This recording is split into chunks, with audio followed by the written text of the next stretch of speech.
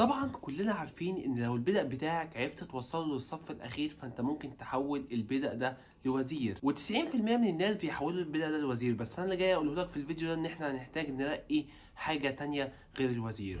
زي الموقف اللي انت شايفه قدامك ده موقف من لاسكر سنة 1887، يعني من حوالي 200 سنة تقريبا. انت بتقول ايه؟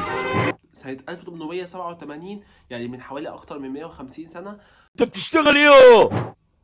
يعني من حوالي 140 سنة. وقف الفيديو وفكر، وهنا لاسكر يلعب الطابية بتاعته في السي 8. طبعا الاسود ما عندوش اي نانا ممكن تتلعب غير ان هو ياكل الطابية، وساعتها هنا لاسكر ما ياكلش الطابية ويرقي وزير لان هو كده هيتاكل بالملك. لكن عبقرية لاسكر هنا يضحي بالوزير بتاعه في الاي 7.